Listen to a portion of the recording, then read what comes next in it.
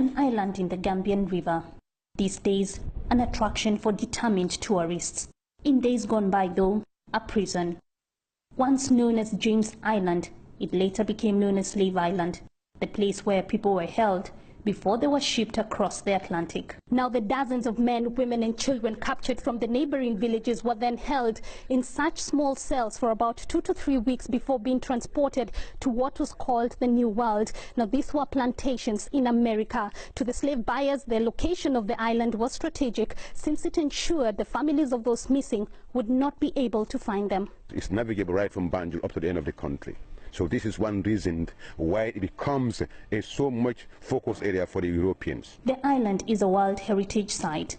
It's recently been renamed Kunta Kinteh Island after a real-life Gambian slave profiled in the American novel Roots. Gambia is making much of the Kunta Kinteh link. This, locals tell us, was his home. They live from hand to mouth. This woman, one of his descendants. At the age of 18, he went to bush with his friend to collect a firewood for his mother, and they came across with the Portuguese. All the friends ran away. They told Kunta to run. He said he didn't want to run. He wanted to know their mission and what type of human being they are. As you all know, one man cannot fight a dozen.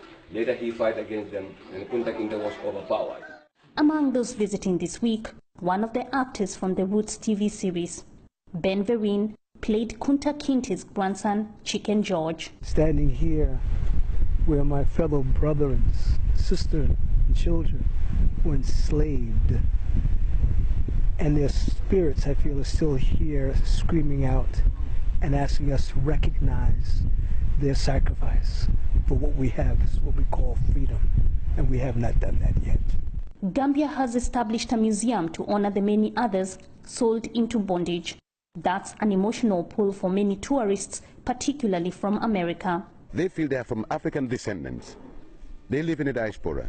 They need to come back to see their family, support them. A tiny country on the western edge of Africa, but Gambia has played a big role in the continent's history, and the people here say that history must never be forgotten. Jean Kale, CCTV, Banjul, Gambia.